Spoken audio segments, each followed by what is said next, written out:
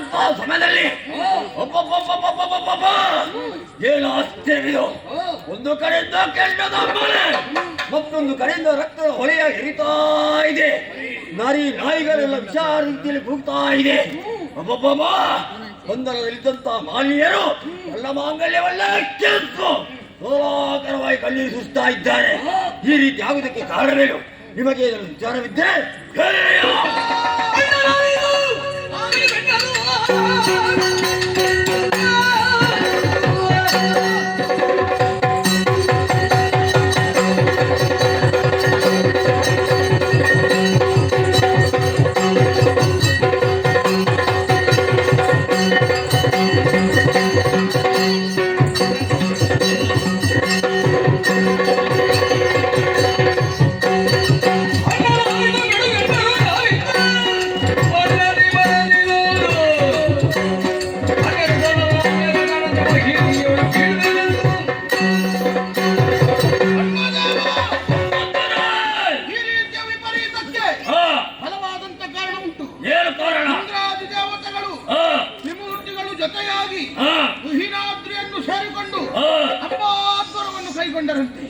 ತಮ್ಮ ಅಂಗಾಂಗಗಳನ್ನೇ ಕತ್ತರಿಸಿ ಹೋಲಿಸಿದಂತ ಸಂದರ್ಭದಲ್ಲಿ ಲಲಿತಾಂಬಿಕೆ ಎಂಬವಳು ಪ್ರತ್ಯಕ್ಷಳಾದಂತೆ ಮಾತ್ರವಲ್ಲ ಅಭಯದ ವಾಕ್ಯವನ್ನು ನಾಡಿದ್ದಾಳಂತೆ.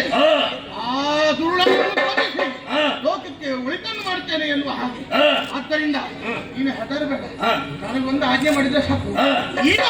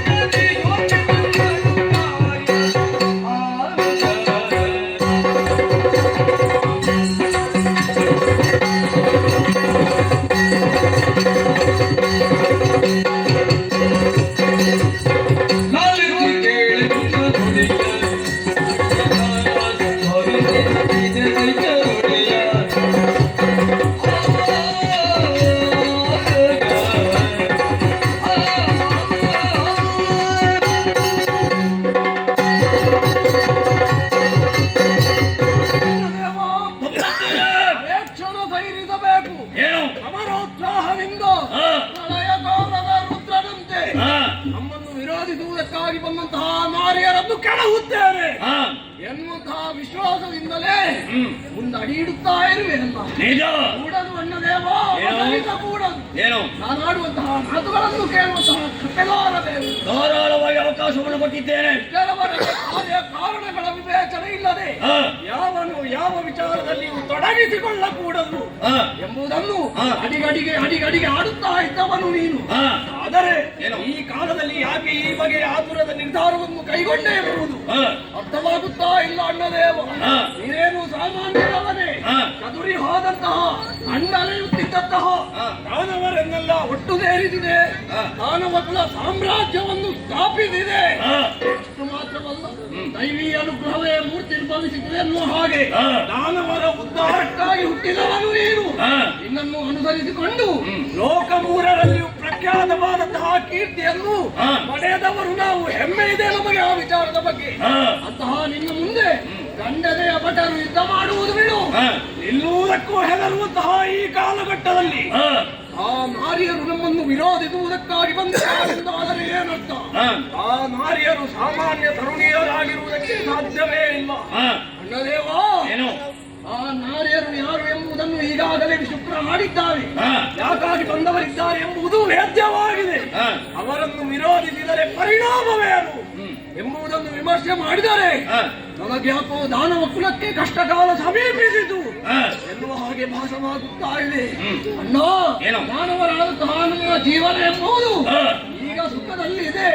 ಆದರೆ ಸಾರ್ವತ್ರಿಕವಾಗಿ ಸುಖದ ಸುಪ್ಪತ್ತಿಗೆಯಲ್ಲಿ ಮಲಗಿದ ಹಾಗಲ್ಲ, ಮುಳ್ಳಿನ ಹಾಸಿಗೆಯಲ್ಲಿ ಮಲಗಿದ ಹಾಗೆ ಸ್ವಲ್ಪ ಆಚೆ ಈಚೆ ಆದರೂ ಬರುವುದು ನೆತ್ತರೆ. ಯಾಕೆಂದರೆ ನಮ್ಮ ಅವತಾರಕ್ಕಾಗಿಯೇ ಕಾಯುತ್ತಾ ಇದ್ದಾರೆ ಆ ದೇವತೆಗಳು. ಅಂತಹ ದೇವತೆಗಳು ಸದಾ ಕಾಲ ನಮ್ಮ ನಾಶಕ್ಕಾಗಿಯೇ ಕಾಯುತ್ತಾ ಇರುತ್ತಾರೆ. ಈ ಹಿಂದೆ ಆದರೂ ನಿನ್ನಂತೆಯೇ ನಿನ್ನ ಹಾಗೆ ಮಹಿಷ ಎಂಬಂತಹ ದಾನವು ವನಿತಾಪುರದಲ್ಲಿ 3 ಲೋಕದ ವಿಭುವಾಗಿ ಮೆರೆಯುತ್ತಿದ್ದಂತಹ ಕಾಲಘಟ್ಟ. ಅದನ್ನು ನೋಡುವುದಕ್ಕೆ ಆಗದೆ ಆ ದೇವತೆಗಳು ನಾರಿ ಶಕ್ತಿಗೆ ಮೊರೆ ಹೋದರು. ಆ ಕಾಲಕ್ಕೆ ಚಂಡಿಕೆ ಎಂಬಂತಹ ನಾರಿ ಅಷ್ಟಭುಜೆಯಾಗಿ ಬಂದು ಮಹಿಷಾಸುರನನ್ನೇ ಕೊಂದು ದೇವತೆಗಳನ್ನು ಕರೆದವಳಿದ್ದಾಳೆ. ಅಂತಹ ನಾರಿಯೇ ನಮ್ಮನ್ನು ವಿರೋಧಿಸುವುದಕ್ಕಾಗಿ ಬಂದಿರಬಹುದು. ಅವಸರದ ನಿರ್ಧಾರ ಬೇಡ. ನಾವೊಂದು ಕೆಲಸ ಮಾಡುವ, ನಮ್ಮ ಗೂಢಾಚಾರರನ್ನು ಅವರ ಬಳಿಗೆ ಕಳುಹಿಸುವ, ಅವರ ಸೇನೆಯ ಬಲಾಬಲ ಏನೆಂಬುದನ್ನು ವಿಮರ್ಶಿಸುವ. ಒಂದು ವೇಳೆ ನಮ್ಮ ಬಲವು ಅವರ ಬಲಕ್ಕಿಂತ ಅಧಿಕವಾಗಿದ್ದರೆ ಯುದ್ಧ ಸಾರೋಣ. ಆದರೆ ನಮ್ಮ ಬಲವು ಅವರ ಬಲಕ್ಕಿಂತ ಕಡಿಮೆ ಆಗಿದ್ದರೆ ಅಣ್ಣದೇವ ಶರಣಾಗು.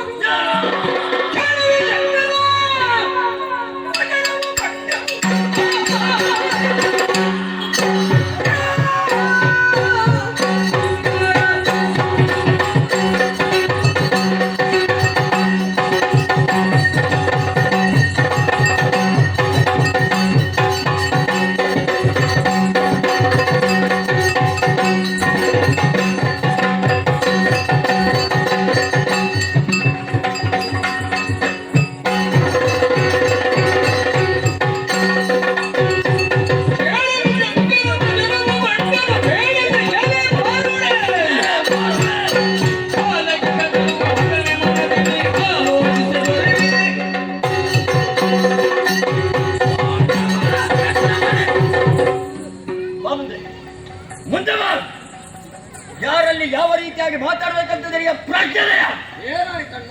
14 ಲೋಕವನ್ನೇ ಗಡಗಡೆ ನೋಡುತ್ತಾ ಇದ್ದೆ. ಈ ಬಂಡಾಸುರರ ನಾಮಕರಣವೇ ಹೇಗಾಕ್ಷರವೇ ಋಷಿ ಮುನಿಗಳೆಲ್ಲ ಯಾಕೆ ಅಲ್ಲೇ ನಿಲ್ಲಿಸಿ ಬಿಡ್ತಾರೆ. ಅದರಲ್ಲೂ ಕೂಡ ಮಹಿಷ ಅಂತೆ. ಮಹಿಷ ಮಹಿಷ ಮಹಿಷ ನಮ್ಮನ್ನ ಸೀರ ಅಂತ ನೋಡ. ಮಹಿಷನ ವಿಚಾರದ ಅದನ್ನೆಲ್ಲ ಅರಿದು ಕುಡಿದವ ನಾನಾಗಿದ್ದೇನೆ. ಒಂದು ಮಾತಾಡಿನಿಂದ ನಾಲಗೆಯಲ್ಲಿ ಕತ್ತರಿಸುವೆ. ಮಹಿಷ ಇರುವುದರಿಂದಲೇ ನಾವು ಬದುಕುವುದಲ್ಲ. ನನಗೆ ಬುದ್ಧಿ ಮಾತಾಡ ಅವನ ವಿಚಾರ ತಿಳಿದು ಕೂಡ ಯಾಕೆ ಹೋಗಿ ಹೋಗಿ ರಾತ್ರಿ ಕಂಡಂತಹ ಬಾವಿಗೆ ಹಗಲಿನಲ್ಲಿ ಬೀಳುವಂತಹ ಒಬ್ಬರಾಕೆ ಯಾರಿ ಸಕಲ ಸೈನ್ಯವನ್ನು ಸೇರಿಕೊಂಡು ಬಂದಿದ್ದಾರಂತ ಆದರೆ ಅವಳಿ ಹೆದರಿ ಅರಮನೆಯಲ್ಲಿ ಕುಳಿತುಕೊಳ್ಳುವಂತಹದ್ದಿಲ್ಲ ವಿಚಾರ. ಓಹೋ, ಇವನ ಮಾತಿನ ಮರ್ಮವನ್ನು ನಾನು ತಿಳಿದುಕೊಂಡೆ. ಹೋರಾಡೋದಕ್ಕೆ ಹೆದರಿ ಈ ರೀತಿಯಾಗಿ ಮಾತಾಡ್ತಾ ಇದ್ದಾನೆ. ಕೆಟ್ಟವ, ನಿನಗೆ ಬದುಕಬೇಕೆಂಬ ಆಸೆ ಇದ್ದರೆ ಇಲ್ಲಿಂದ ತೊಲಗು.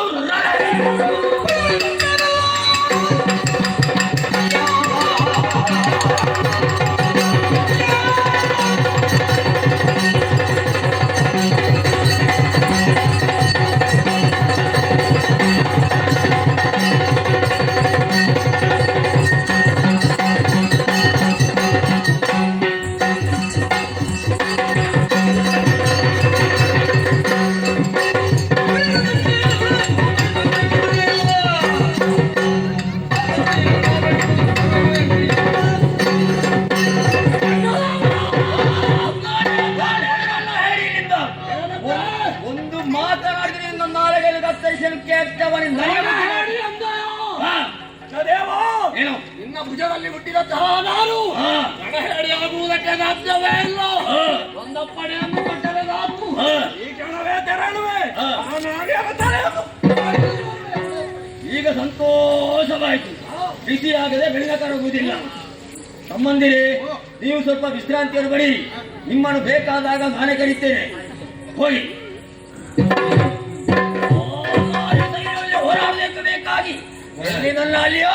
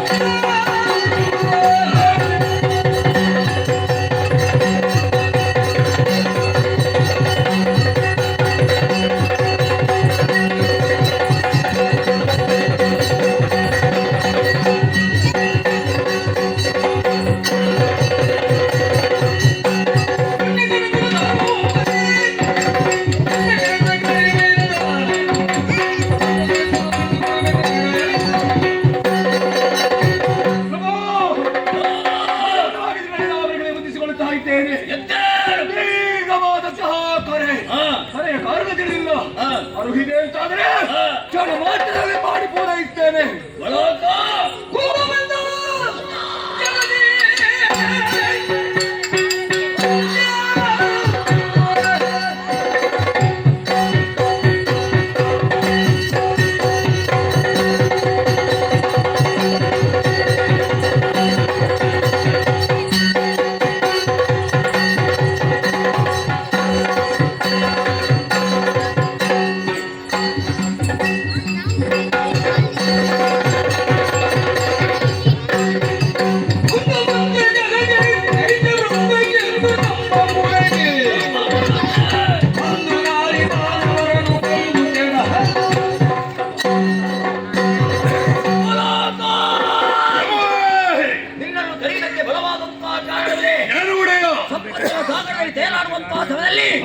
ಅಂಬಿಕೆ ಅಂಬಲಾಕೆ ಸಕಲ ಸೈನ್ಯವನ್ನು ಸೇರಿಕೊಂಡು ನನ್ನಲ್ಲಿ ತೆರಪುವುದಕ್ಕೆ ಬೇಕಾಗಿ ಬಂದಿದ್ದಾರಂತೆ. ಅವರಿಗೆ ಸರಿಯಾದಂತಹ ಶಿಕ್ಷೆಯನ್ನು ಕೊಡೋದಕ್ಕೆ ಬೇಕಾಗಿ ನಿನ್ನನ್ನು ಕರೆಸಿದ್ದೇವೆ.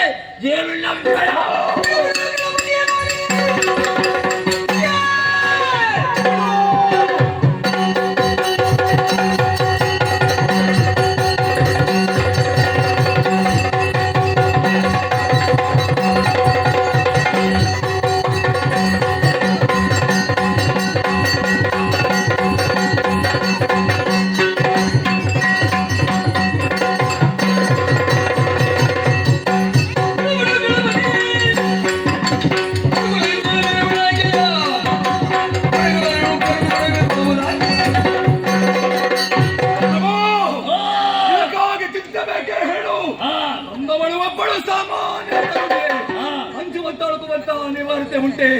ನೀನಾರು, ನಿನ್ನ ಯೋಗ್ಯತೆ ಏನು, ಈ ಪ್ರಪಂಚದಲ್ಲಿ ನೀ ಮಾಡಿರುವಂತಹ ಸಾಧನೆ ಏನು ಅರಿಯದೆ ಬಂದಿರಬೇಕು. ಅದಕ್ಕಾಗಿ ಚಿಂತೆ ಮಾಡುವುದು ನೀನು ಯಾಕೆ? ನಾವಿದ್ದೇವೆ ನಿನ್ನ ಸೇವೆಗಾಗಿ. ಒಂದು ಮಾತು ಆರೋಹಿದರೆ ಸಾಕು. ಅವರೆಷ್ಟೇ ಪರಾಕ್ರಮಿಗಳಾಗಿದ್ದರೂ ಕೂಡ ವಧಿಸಿ ನಾವು ಇಲ್ಲಿರುತ್ತೇವೆ. ಆಶೀರ್ವಾದ. ಹೋಗುವ ಬಗೆ ಹೇಗೆ?